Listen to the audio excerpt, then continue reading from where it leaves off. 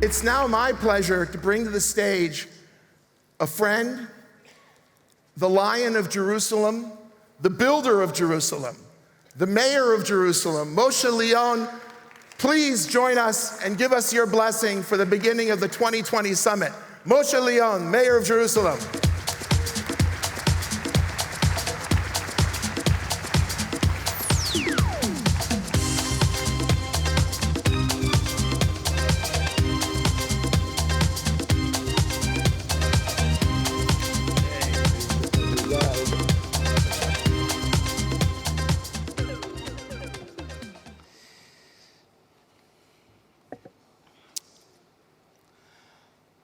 My friend, chairman of the Jewish Agency, Mr. Herzog, and Deputy Mayor, Mrs. Flair Hassan, ladies and gentlemen, welcome to Jerusalem.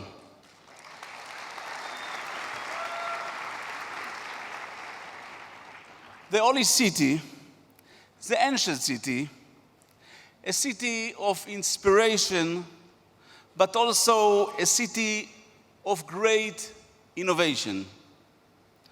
I have to begin by saying a very special thank you to John Medved.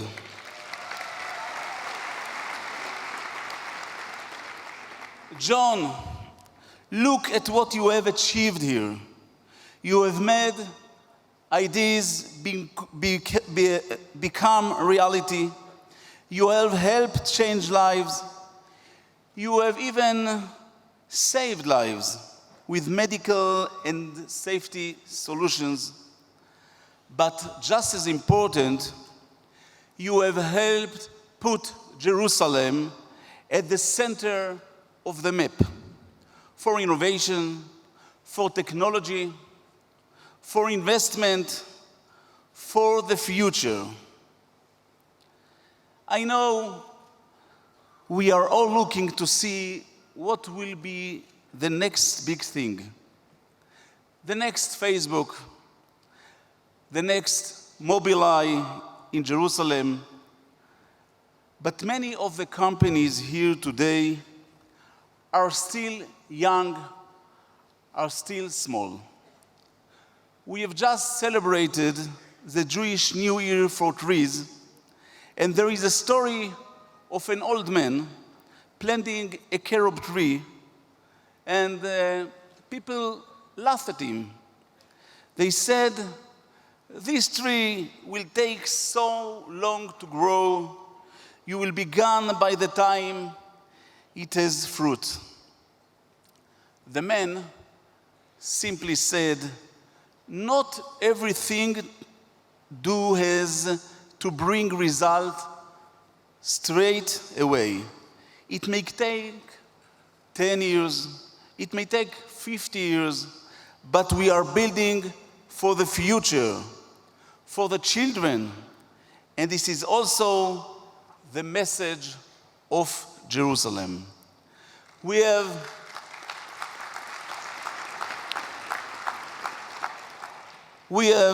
a long history, and we planning for a long future to face the challenges and opportunities today, but also tomorrow.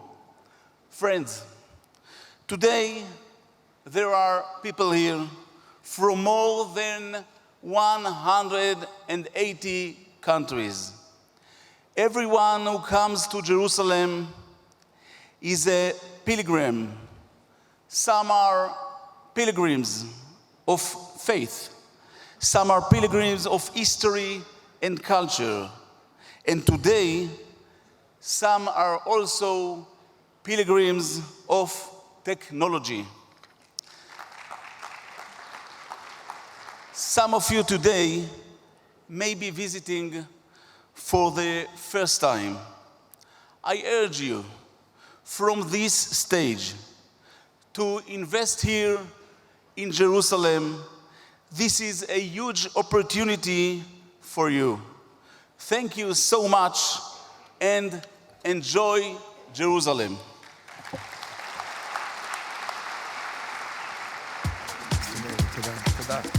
Thank you, Mr. Mayor.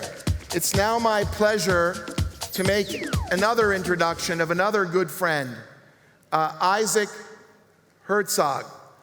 Isaac Herzog has been a member, very distinguished member of our parliament, the Knesset.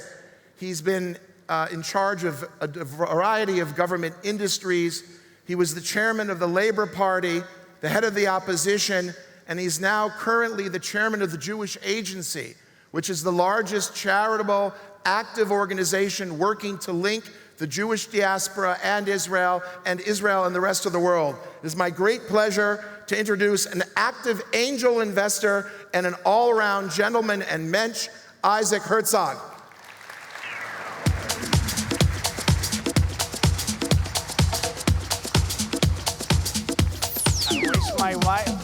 I wish my wife would see me as an angel investor. Anyhow, I'm simply a friend of John Medved, and I love this guy, and I think what he's done is amazing. And we all wish you well, John, and your excellent team of OurCrowd, in continuing to gather so many people from all over the world to strive for a better world together in advancing all technologies that can help humanity. But that is exactly the issue.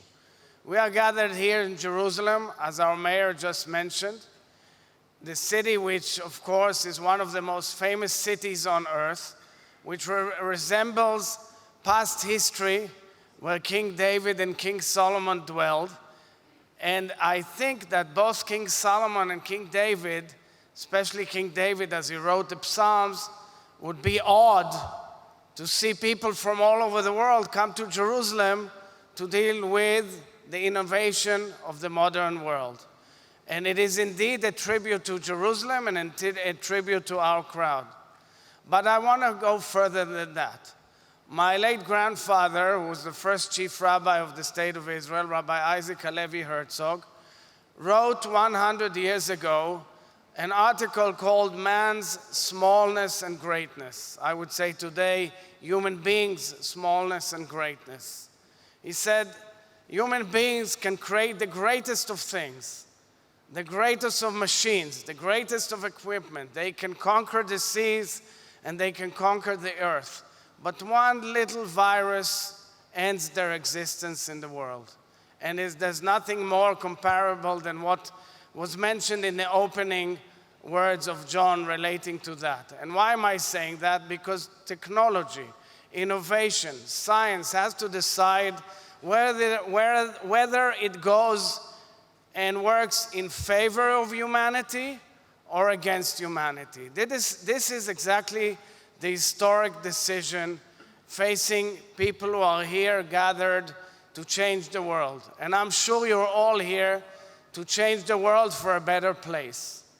In a book recently published, which deals with a comparison between the Renaissance and modern era, it claims that the Renaissance era basically changed the world completely. Remember, in the Renaissance era, you had print, you had Da Vinci, you had some great changes in humanity. Same goes for this era. Are we going to be a Renaissance era? The book is called The Age of Discovery. And I hope that this age of discovery will work to strive and advance humanity rather than make humanity subversive and enslave humanity to technology. This is exactly the challenge. I feel that at times humanity is subservient to technology, that humanity is threatened at times to be enslaved by technology. So the challenge is, will technology serve humanity or will humanity be enslaved by technology?